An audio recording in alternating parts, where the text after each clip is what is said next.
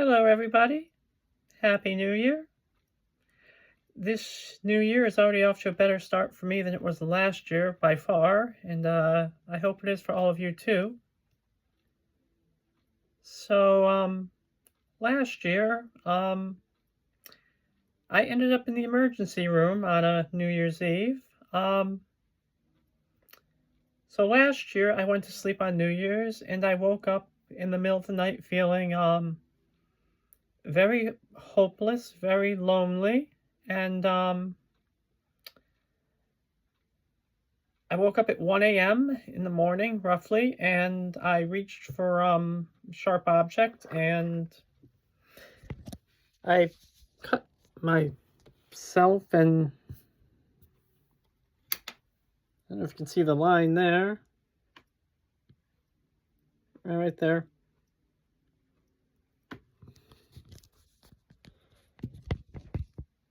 And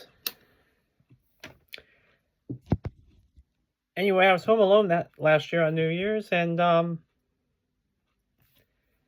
I drove myself to the emergency room, realizing I shouldn't be alone at that moment, and started therapy shortly thereafter. And actually, it was really difficult actually getting into therapy. I had to jump through a lot of hoops, and it was my primary care physician who finally pushed the ball and said, they need therapy. And anyway, high functioning depression is not something that you really want to take lightly. And I'd been a manager at Michael's for 2 years at that point. Actually, I stepped out of the management job before that, but I realized I was going downhill long before New Year's last year. I knew I was going down. And there was some egg inside me has been cracked this past year, and that's what this is, the nail polish and that. So at this point, I can just say queer non-binary at the very least. And I woke up this morning, this New Year's 2025, and I thought of cutting my hair back to typical man lengths and having it be short. And I've really been meditating on that all day. And I look at the teenage boy that I was, and the kid that I was, and as much as I want to go back to being that, you can't. I can't. Not entirely. And the reason I'm still working on a whole lot of stuff, and one of the reasons is that I always felt like I'm hiding part of myself for trying to conform. And when I think about being queer or non-binary, like if I'd been able to move out, as young people have done for all of human history, most of it anyway, and have a house, find a girlfriend, maybe do the family thing. I think if I had done that, maybe I wouldn't be having this discussion. Although when I look back on my early romantic relationships, there haven't been many of them, but I look at one I had back in 2011. It's really only a couple-month thing. And I think about how I knew I needed to learn more about myself, and at the time, I thought of it as bringing my creative, artistic self out. However, now I realize it's a lot deeper than that.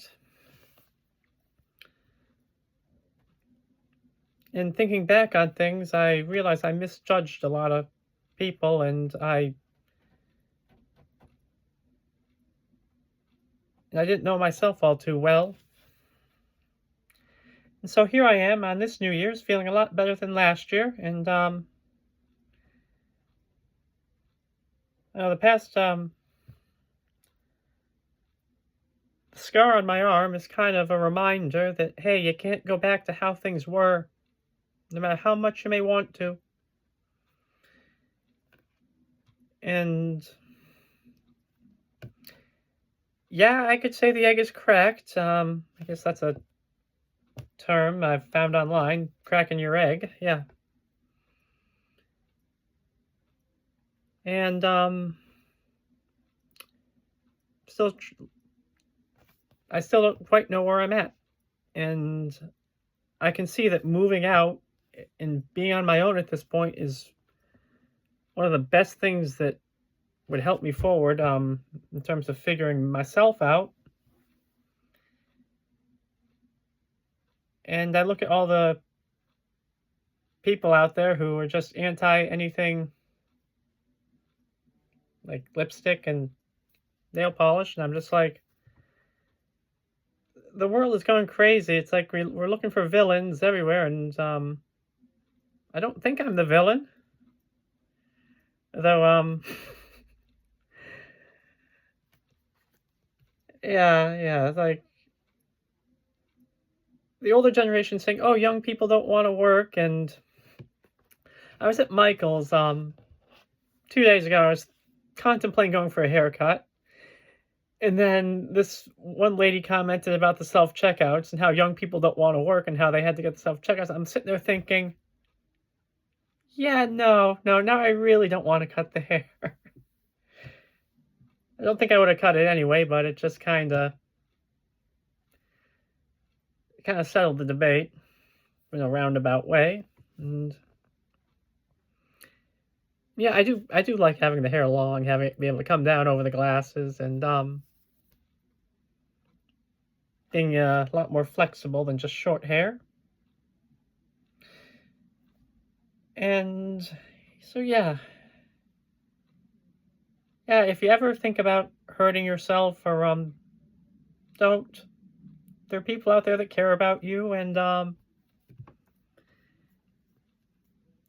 there's a lot of wonderful people in the world, and if someone's full of negative energy, you don't have to listen to them.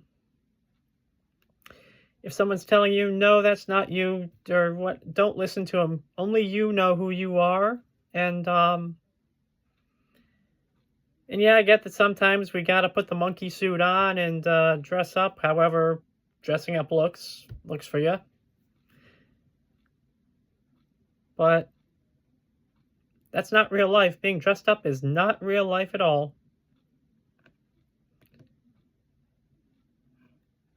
And if you're thinking of, reach out. There's people here who, yeah. If you're thinking of hurting yourself, don't. It gets better. Might take time and a lot of patience. Be patient with yourself. And a lot of wounds inside, like losing a friend or a romantic relationship. Those gigantic gaping open wounds can be the fertile soil in which we find ourselves and we move forward. And it's really important that we don't get stuck in the past and how things were, because that deprives us of being ourselves now in the moment. And now look at my arm, and I really don't like having a scar there, and I wish I could undo that. I really wish I could undo that. And if you're at that point, just make it known to your doctor or to whoever or someone, like, say, hey, I need help. And there's nothing wrong with admitting that you need help. And there's a lot of people out there, and if the people who you go to for help, it's not about being validated, it's about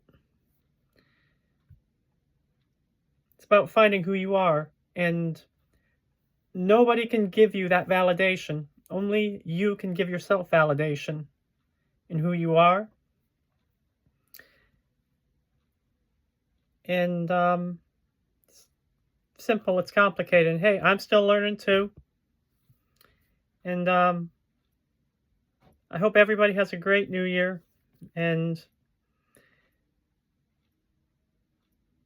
I really hope this year is better than last year. That I look at politics and the evil tangerine that we just put in there, and like, oh,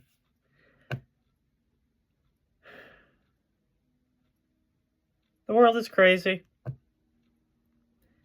But yeah, Happy New Year, everybody.